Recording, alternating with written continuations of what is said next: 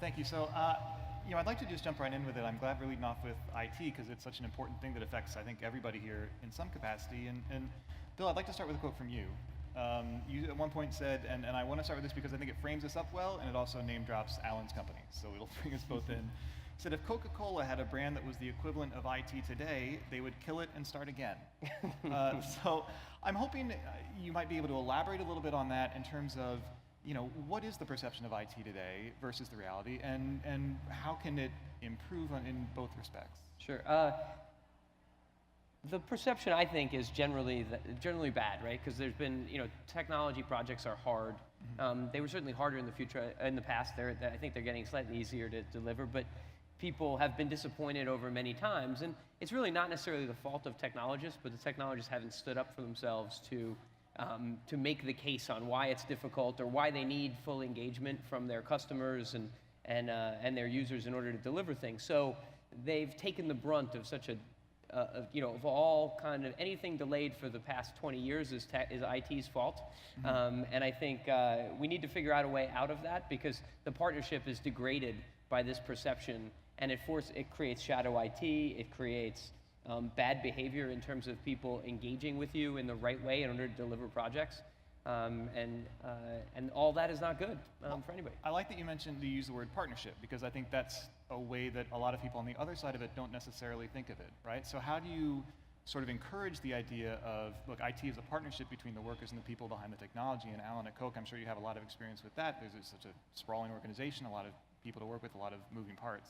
At Coca-Cola, we have an ecosystem is what we look at it. The Coca-Cola company itself is actually very small. The bottling system, our suppliers, and all make it large. So, on a percentage basis, we are the largest logistics company in the world.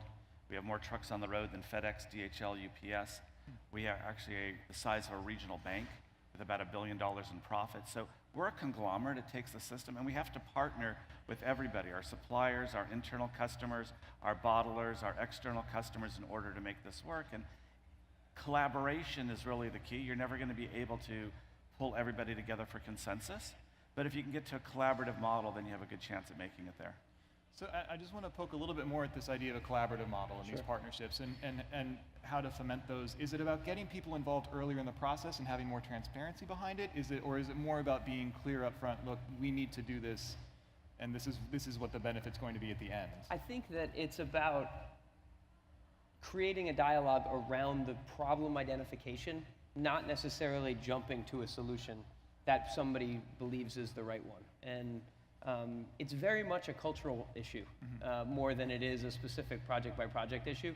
If you can face off with people where you're asking, how can I help you, or what is the problem that you're experiencing, rather than immediately jumping to, oh, I need it to look like this, or I need something that's going to do this, then you can get into a place where the innovations group, the technology group, is creating something that's even better than the expectations of the person who's asking you for it. And most of the time, I think the technology groups don't push back hard enough in terms of creating that type of conversation. Maybe they start or they get tired, and we're still developing the skill sets inside of technology orgs in order to sell the fact that that is the way you need to engage in order to deliver great stuff. And you mentioned the technology skill set, which is, I think, a good segue into something else I want to talk about, which is that you can't really revolutionize IT and build up those competencies and have those skill sets unless you can find enough qualified workers. So what I want to talk about a little bit now is your views on, especially with an administration that has immigration policies that are a definite shift from the past, and also the US maybe not having as much of a STEM pipeline as it possibly could. So Alan, how do you see that in your work when you're trying to hire qualified people? Are you worried about the next few years based on those factors? In general, I'm worried, but I'm also encouraged at the same time. And the reason is that we are a global company. We're not US-centric. We have technology people in all parts of the world. We've successfully set up what we call our bridge program in Tel Aviv a few years ago, now partnering with Turner and with Mercedes-Benz, working together. We're reaching out into parts of Africa to do work. We're reaching out to parts of Asia. So we are sourcing talent from around the world. We're not necessarily centralizing talent into the US. At the same time, we actively support many of the STEM initiatives that are going on in the US. I personally speak at high schools and try to encourage students to stay in science and technology and math and engineering. And so the company looks at it holistically, but again, it's not a US only view. It really is a global view for us as a global company. And at Blackstone, fair to say, at least Blackstone Prime is centered in the U.S. So how do you? I think that on the immigration side, I'm still hopeful that we'll actually get to something that is a reasonable compromise. Because the current situation, even pre the current administration, was not working either. There wasn't enough people who were highly qualified. Jobs you couldn't fill with U.S. workers were still left unfilled. There was no good in that. And keeping great minds in the United States building companies is in everybody's best interest. So I'm hopeful that that can still get figured out in the correct way, and at least we're talking about it now. And then in terms of STEM, there's so much going on in New York around many different organizations that we're working with in terms of retraining different parts of the population who haven't had as much of an opportunity, training kids directly early on, different types of after-school activities. I don't think anybody's really hit on it yet, the solution, but it's good to see that the laboratory seems open in terms of trying different things, but we need a lot more people. I think that it would be great to reorient some of the incentives on higher education towards the STEM a little bit more, whether it be loans or any other way to kind of encourage people to fight through some of those hard first few months or year or two of getting into an engineering discipline, because it's certainly a long slog. Yeah. And we either need to figure out how we can teach it in a more kind of welcoming way, or create some incentives to enable more people to fight through that initially, because I think people have the abilities. They're either too scared or they haven't been able to get over that hurdle where it becomes easier. I guess, and I just want to frame up how serious a problem this is. Is this the kind of thing where if we don't find those answers, are you legitimately concerned about in 10 years, say, being able to have enough people to even work at Blackstone, much less sort of the broader? I mean, we're a pretty small company, so I like in the Blackstone Prime, but so I'm not necessarily worried about us. But I think it's hard to find great people, and the great people are truly multipliers of productivity, or exponential multipliers of productivity. So it's a big concern overall. I think more so for the country and for growth and for making sure that we're continuing to push the envelope than it is for our company only. I want to shift a little bit over to actual implementation and what you actually do day to day and how you structure your work. And Alan, I want to start with you. You've before advocated for a multi-cloud approach, right? Not going for a single provider, not necessarily going for the cheapest price point, which I think clearly makes sense for Coca-Cola. Is there a version of that works for a startup that maybe can't afford a multi-cloud approach? And are there benefits to beyond just cheapest price that people need to be looking at when they look at their cloud options? So I think when you look at the cloud providers today, I mean, what we've said is what cloud for what? That's what we talk about within the company, is that different clouds have been constructed based on the history of the organizations, and they have certain benefits. And we've been able to look at what do we do with Amazon, where does Microsoft play in, where does Google play in, where does IBM play, where does Virtustream play? They all have specialties. The idea that we've come up with is let's take advantage of the specialties because they keep advancing those faster. They're not putting as much new technology in. It's much more stable. As a startup, look at what your organization's trying to do. Is it a high transaction volume environment? That's going to send you to one cloud. If you want something as an IoT play, that's going to send you to another cloud. If for some reason you want to play sort of as an add-on to the ERP space, that's going to take you to a third cloud. You have to really look at what you're trying to accomplish and not just go to the easiest or the most common or most recognized name. What is right for the application you're trying to provide? One thing too, in terms of working with cloud companies, it's not just sort of a strictly transactional relationship a lot of the time. Is that fair to say? I mean, are there things that working with these companies that you can learn, for Coca-Cola to learn and they can learn from you? Is there sort of an exchange of ideas as you go, or is it more, this is where we need to be for this, and this is where we need to be for this? And I think things are developing. Everybody's pushing each other a little bit, trying to get to that next generation. Each one is leapfrogging each other. Costs keep coming down, which is nice. They keep reducing costs on a regular basis. So there's a partnership, but at the same time you have to be careful because there are proprietary natures, proprietary technologies in every one of the cloud providers. Yep. if you make a mistake, if you go towards the proprietary technology, you're going to be no better off than you were with the ERP systems from 10, 15 years ago. You're going to be locked in. So you have to make sure you understand where you're trying to go, code for the portability, make sure that you have the ability to move. I don't see any benefits right now in moving from one cloud to the next on a daily basis or a weekly or monthly basis.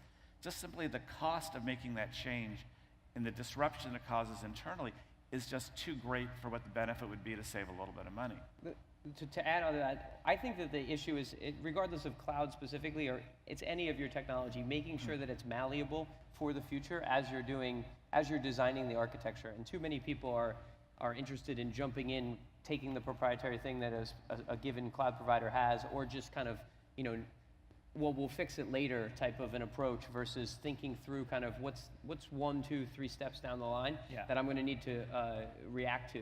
So tech design and the elegance of that in order to give you flexibility for the future, I think is underappreciated, and often, this rush to iterate, always just get something out there and iterate as fast as you can sometimes be really detrimental, because you back yourself into a corner. As much as you say, well, we'll always have the time to go clean everything up, there's very few organizations that really stick to that, and they build up this mountain of problems. I think what you're talking about is what we've talked about for years, is abstraction. You want to abstract everything 100%. from everything, and now what they call it the era of microservices and the ability to do this in a very easy manner, and things that you've learned from Netflix and others, now's the time to take advantage of it. Totally agree. And if you can do that, then you are setting yourself up for the future. Otherwise, you're just going to add to the technical debt, like you're saying. Totally. And in terms of setting yourself up for the future, I guess this isn't an ideal segue, but you're also trying to set yourself up for protecting yourself against added security threats, because that is sort of something I cover a lot. It's something that you guys face a lot. Alan, you have a 130-year-old recipe to protect. Bill, which you can see in the world of Coke. Pay your $15 and you can see it in the vault. So. But because I think we're talking about a lot of trade-offs today, right? Yep. You're talking about trade-offs and about making sure that you're not sort of committed to any one thing too closely. So what are the trade-offs that you see that you run into when you're trying to make sure that you are keeping your company safe from regular attacks, especially when you're really only one bad email link click away from everything sort of unraveling? Well, I think people, they focus way too much on trying to figure out like the black box. Oh, well, the security team's going to handle everything and I don't have to worry about it. So we've been spending a ton of time trying to educate our employee base. We've been doing monthly phishing tests and all kinds of different awareness and trying to create a human sensor network where we're much more aware of what's going on, in addition to having a hard perimeter defense and the ability to respond quickly to any type of attack and an intelligence about who would be attacking us and why. So, it's a layered approach, but I think people give the human side like short shrift, because if everybody just picked a much, much harder password, like that might do more per dollar spent, certainly, than almost any security technology in order to truly protect the firm. Well, and I guess, and Alan, you are in a little bit of a different situation, because as you said, you're broadly distributed, but then there's sort of a bunch of different companies that Coca-Cola works with. If any of those companies get susceptible to a hack, then that potentially exposes Coca-Cola as well, correct? So how do you build in third-party vulnerabilities to your threat models? And I mean, security is everybody's responsibility. It's not just the corporate office. It's every employee. It's every contractor. It's every partner of ours. And like any other corporation, there are a set of minimum requirements that we have, that we audit against, that we make sure people adhere to. And that seems to be working, fine. Now, I think the challenge, and not sort of speaking from Coke, but I'm also one of the founders of the Cloud Security Alliance, is sometimes corporations that we're seeing when we see at the CSA start confusing compliance with security. And compliance is something that we all worry about every single day, but security is something, especially from a CSA standpoint, and for startups, understanding what the minimum set of requirements are for corporations is probably the biggest hurdle that a startup needs to understand before they come and try to sell to us something. Yeah, totally. We also, and we founded a company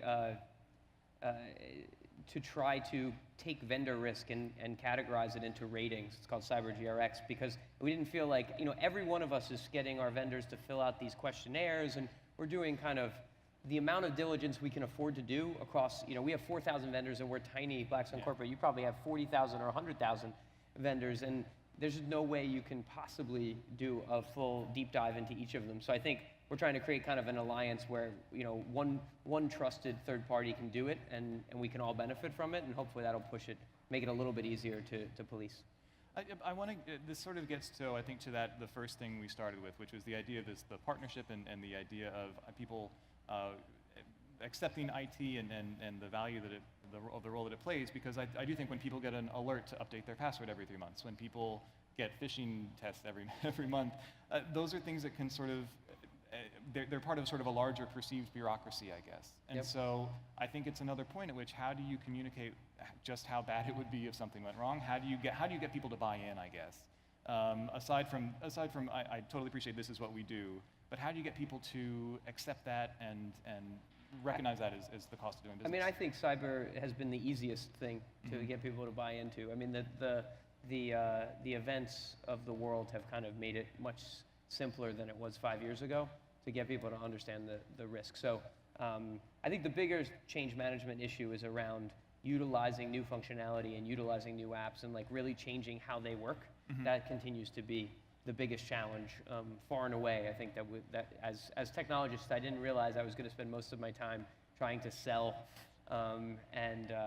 it certainly it continues to be harder as the pace of innovation gets more and more. People keep putting out new great features and don't worry about how to get people to use them.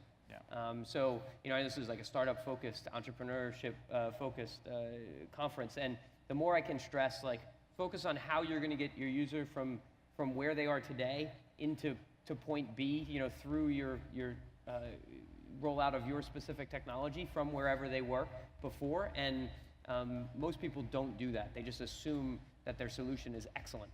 And if you don't have the fear of cybersecurity hacks in there, it's even harder. What's interesting to me is I think the corporations' communications that are really taking off. We're seeing a lot of internal communication. There's a lot of external communication. The press and others, the media, are writing about it, which is nice. And I think that the corporations are doing things about these things, whether it's Coke or Blackstone or others. And we're seeing this again, the CSA surveys are showing this. What's interesting, though, is how many of us actually apply this in our personal lives. And I think there's fewer number of people that change their password regularly. There's fewer number of people that have more complex passwords for all of your personal lives than you do actually from the corporate. And that actually puts the corporates at risk if you're getting into a situation where you're sharing devices or sharing passwords. Somebody can easily hack your social media account, and all of a sudden they're using that information to phish and get back into the corporation. So I think we have to start taking lessons learned about how the corporations are doing protect themselves in our own personal lives as well. As Bill, you mentioned, this is a sort of a startup-focused conference, and so Alan, I want to ask you a question, because you a few years ago started something called The Bridge. You mentioned it earlier, where Coca-Cola identifies startups, works with them to try to solve IT issues, if that's a fair categorization of it. And I guess my question is, for this audience especially, how can a startup make itself visible to a company like Coke or visible to a Blackstone and work in that capacity? And what is the exchange there? What is the sort of value added on both ends when that relationship happens? I think the visibility actually isn't that hard. At the end of the day, we have very good relationships with the accelerators, incubators, the VCs, the angel investors on a global basis. And when we need something or we're looking for something, we have a pretty good screening process. The investors are always willing to screen for us. So we're using the investment community, the universities, to do our initial screening. That's how we will find things very, very quickly. The bigger challenge is, how do you scale? Just because you have a startup and you have a great idea, it doesn't mean that you can actually scale and work with any large corporation. We have things in our organizations called indemnification clauses. We have insurance requirements. We need 24/7 customer service in 200+ countries. Sometimes it's just not the right time yet for certain startups to engage in certain areas. Sometimes it's worth us taking the risk, and it gets back to what you're saying. There is a risk profile that we create. We will look at that in given situations, but in a given year, we're only going to be able to test maybe 10 different technologies or 10 different things, even as large as a company as we have today. I mean, I think maybe we're small enough that we can maybe be the bridge from the startup to the Coca-Cola size enterprise. We try to have different rules for how we engage small companies versus big companies, knowing that they're going to get crushed under bureaucracy of certain rules that there's no possible way that they could deal with. I would say the biggest way to get noticed is to really focus on understanding the customer's pain point. Nothing is more annoying than somebody coming up to you and selling you a product that clearly you would never need in 100 years. And then the people whose product you do need don't necessarily approach it the right way. They foist upon us the making all the connection between the problem that we have and the solution that they provide. Whereas instead, if they spent more time understanding, okay, what does Blackstone do? What are the likely problems that they're going to have? And then only bringing us a solution and a pitch that's specifically targeted to some of those problems, that always gets through the door and often is welcomed with open arms. Yeah. We've partnered with, we're up to I think 15 different investments, strategic investments that we've made in vendors that came to us in that way, and we were like, wow, we saw the seeds of something that could really aid us as a corporation, and then we created a great partnership with them where we'll invest a little bit, we'll help them operate and help them learn how to go engage Coke and other large companies. But it all came down to how they approached us at the beginning. Wow, it was it hit perfectly that they solved a key problem for us. But you know what I think it is? In the first 2 minutes of talking to somebody if it's a hit or a miss. And this gets down to storytelling. If they can't Totally tell agree. a story and you can't tell it efficiently within 2 or 3 minutes, you're going to lose us, you're going to lose the investors, you're going to lose future employees. And that's an art that I think startups have to understand and learn. Understand my company, understand how I go to market, understand how I interact with my customers, and you have 2 minutes. If you can't get that message across in 2 minutes, you know what? You've missed out, you just have to move on. So I think it's polishing that before you approach the major brands is also very, very important. Also, continually banging your head against the wall against people who you don't have a good fit. It's not about getting that first intro and having a 15-minute meeting and then turning that into another 30. It's about truly engaging with us. So sometimes it's better to move on. If if there isn't that fit, it's okay. Just go to the next. It's a big world. Go to the next opportunity. Well, yeah, and so rather than sort of adapting yourself too much to fit someone else's need, maybe try to find something Absolutely. that's No, better for you. you have to. I mean, a number of years ago, I was with a large company and was working with a startup. They adapted so much to fit my need, I put them out of business. Right. Because they wouldn't listen and they wouldn't tell me, no, this wasn't on their product roadmap. And they made about $1 million over 2 years, and they were completely out of business in year 3. And that happens all the time with really large companies and small companies that are creating bespoke things. You need to be able to draw the line on how much we're going to customize. Prior at Blackstone, I was one of the founding team at Capital IQ, and we were invested in by 6 banks, and the fact that we had all 6 of them as investors enabled us to create the best amalgamation of all their needs instead of one big investor that would have driven us down a road that wasn't necessarily the right one for us to go as a SaaS provider. And we just have a little bit of time left, but I think just real quick, if there's one thing you can say if it's a startup that is trying to work with you guys, what is the one thing? What is that 2 minute? What is the thing you're looking for in those 2 minutes when you're talking to them? I'm going to go back to what Bill said. I mean, understand my business, understand who I am and what I do. Then come in there and in your best 2 to 3 minute pitch, bring it forward. If you get a reaction and it's an invitation to join, great. If not, walk away and go to the next one because you aren't going to make any more progress. Yeah, I think that's great. And also, the last thing that I would say is make sure, there are 2 ears and 1 mouth. Spend a little bit of time listening. And even if it turns out not to be a fit for Coca-Cola, you probably can learn something from getting the feedback on why it's not a fit so that when you go to the next firm, you'll be better prepared. It's not just about your solution, it's about the listening to the problems in the market. Got it. Thank you guys so much, and thank you everybody for coming out.